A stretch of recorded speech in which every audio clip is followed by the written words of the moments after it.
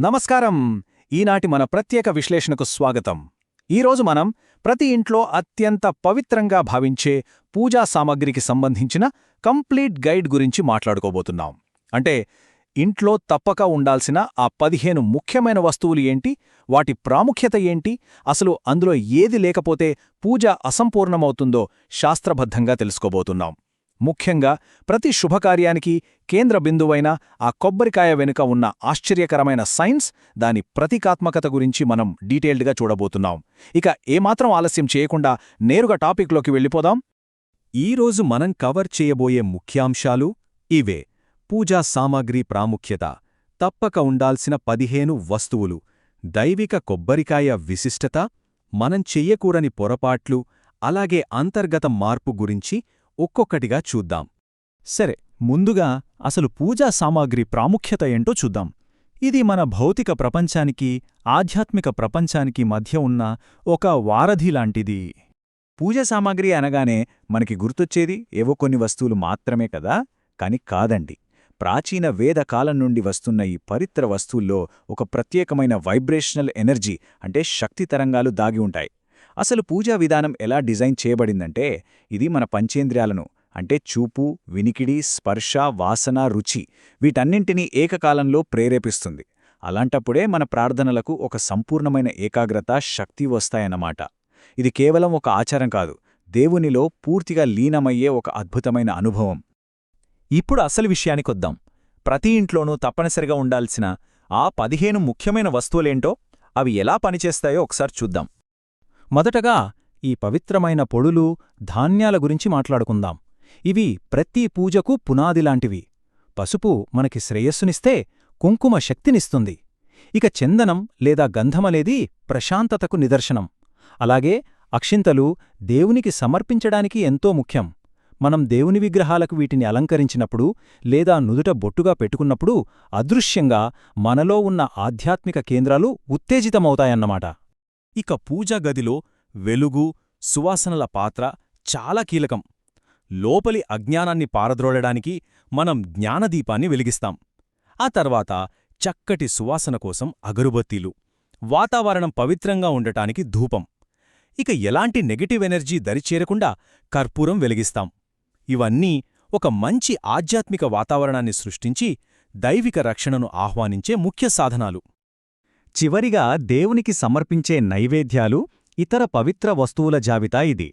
మన స్వచ్ఛమైన భక్తిని చూపే తాజా పువ్వులు, తులసి ఆకులు, అలాగే పండ్ల నైవేద్యాలు, తమలపాకులు, వక్కలు తప్పనిసరి. వీటితో పాటుగా స్వస్థతను చేకూర్చే పవిత్రమైన గంగాజలం, దైవిక వాతావరణాన్ని నింపే కలశం, ఘంట, ఇవన్నీ పూజను పరిపూర్ణం చేస్తాయి. అయితే వీటన్నింటితో పాటు ఒక ప్రత్యేకమైన వస్తువుంది, అదే కొబ్బరికాయ. ఇప్పుడు మనం ఈ విశ్లేషణలో అత్యంత ఆసక్తికరమైన ఘట్టానికి చేరుకున్నాం. అదే ఆ దైవిక కొబ్బరికాయ విశిష్టత. దేవుని ఫలమైన ఈ కొబ్బరికాయ అసలు ఎందుకంత ముఖ్యమో ఇప్పుడు చూద్దాం. ఏ శుభకార్యమైనా సరే కొబ్బరికాయ లేకుండా అసంపూర్ణమే అని మనందరికీ తెలుసు. కానీ ఎందుకు? పండితులు చెప్పే ఒక ముఖ్యమైన శాస్త్రనియమమేంటంటే, కొబ్బరికాయ, నిమ్మకాయ, గుమ్మడికాయ లాంటి సహజమైన వస్తువుల్లో ప్రాణశక్తి దాగి ఉంటుంది. ఈ ప్యూర్ లైఫ్ ఫోర్స్ ఎనర్జీ వల్లే దైవిక శక్తి మనకి ప్రసారమవుతుంది.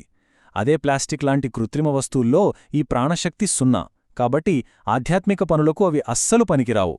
కొబ్బరికాయకున్న మరో గొప్ప పౌరాణిక నేపథ్యం ఏమిటంటే, మన హిందూ మతంలో బ్రహ్మ, విష్ణు, మహేశ్వర అనే త్రిమూర్తులను సూచించే ఏకైక పండు ఇదే. మహావిష్ణు మొదటిసారి భూమిపైకొచ్చినప్పుడు మానవుల సంక్షేమం కోసం లక్ష్మీదేవిని, కామధేనువును, అలాగే ఈ కల్పవృక్షమైన కొబ్బరి చెట్టును వెంట తీసుకొచ్చారని పురాణాలు చెబుతున్నాయి. ఇక్కడో ఆశ్చర్యకరమైన విషయం గమనించండి. కొబ్బరికాయలోని ప్రతి ఒక్క భాగానికి ఒక దైవిక అర్థం ఉందండి. లోపలుండే ఆ తెల్లటి గుజ్జు సాక్షాత్తు పార్వతీదేవిని సూచిస్తుంది. అందులోని కొబ్బరి నీరు పవిత్రమైన గంగానదికి ప్రతీక. ఇక బయట ఉండే ఆ గోధుమ రంగు గట్టి చిప్ప దేనికి సంకేతమో తెలుసా? అది కుమారస్వామి అయిన కార్తికేయుణ్ణి సూచిస్తుంది. నిజంగా ఎంత అద్భుతమైన అమరిక కదా! ఇదంతా ఒకెత్తైతే ఈ యొక్క వాక్యం చూడండి. కొబ్బరికాయ కొట్టడమంటే మానవ అహంకారాన్ని బద్దలు కొట్టి లోపల ఉన్న స్వచ్ఛమైన అంతరంగాన్ని భగవంతునికి సమర్పించడం. ఇదెంత పవర్ఫుల్ మాటో కదా. మనం గుడికెళ్ళి కొబ్బరికాయ కొట్టేదేదో ఒక కోరిక తీరాలని మాత్రమే కాదు, మనలో ఉన్న అహంకారాన్ని పూర్తిగా వదిలేసి ఆ భగవంతుడికి సంపూర్ణంగా శరణాగతి చేస్తున్నామని చెప్పడానికి ఇదొక ప్రతీక. అంతేకాదు, చారిత్రకంగా చూస్తే ఇందులో ఒక అద్భుతమైన పరిణామం దాగి ఉంది. పూర్వకాలంలో యజ్ఞాల సమయంలో జరిగే జంతుబలి ఆచారానికి ఇది ఒక శాంతియుత ప్రత్యామ్నాయంగా వచ్చింది. ఆ గట్టి చిప్పను పుర్రెలాగా, లోపలి గుజ్జును మాంసంగా, నీటిని రక్తంగా భావిస్తూ ఎలాంటి ప్రాణహింస లేకుండా దైవానికి మనల్ని మనం పూర్తిగా అర్పించుకోవడాన్ని ఈ కొబ్బరికాయ కొట్టడం సూచిస్తుందన్నమాట. సరే, ఇంత పవిత్రమైన పూజా విధానంలో మనమస్సలు చెయ్యకూడని పొరపాట్లు కొన్నున్నాయి. పూజాగదిలో పాటించాల్సిన ఆ కఠిన నియమాలేంటో ఒక్కసారి చూద్దాం.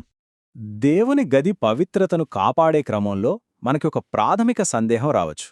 ఒకవేళ పొరపాటునో లేదా తెలియకో పగిలిన లేదా పాడైపోయిన వస్తువులను పూజాగదిలో వాడితే ఏమవుతుంది? శాస్త్రాలు ఈ విషయంలో చాలా ఖచ్చితంగా హెచ్చరిస్తున్నాయండి. పాడైపోయిన లేదా విరిగిన వస్తువులను వాడటం వల్ల చాలా అశుభ ఫలితాలు వస్తాయి. తీవ్రమైన ఆర్థిక ఇబ్బందులు రావడం, కుటుంబ సభ్యుల మధ్య మనస్పర్ధలు, గొడవలు జరగడం లాంటివి చూస్తుంటాం. అందుకే దేవుని గదిలో ఉన్న వస్తువులను ఎప్పటికప్పుడు చెక్ చేస్తూ, దెబ్బతిన్నవి ఉంటే వెంటనే పక్కన పెట్టాలి.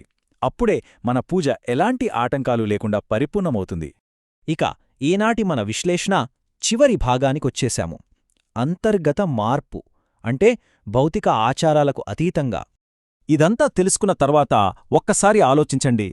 మనం రోజూ చేసే పూజ అనేది కేవలం పసుపు, కుంకుమలాంటి భౌతిక వస్తువులను వాడే ఒక సాధారణ దినచర్య మాత్రమేనా? లేక మనలో ఉన్న అహంకారాన్ని పక్కనపెట్టి మనల్ని మనం మరింత స్వచ్ఛంగా మార్చుకునే ఒక గొప్ప సాధనా మార్గమా? ఈ పూజా సామగ్రి మన అంతర్గత మార్పుకు ఎలా బాటలు వేస్తుందో ఇప్పుడు స్పష్టంగా అర్థమైందని ఆశిస్తున్నాను. ధన్యవాదాలు.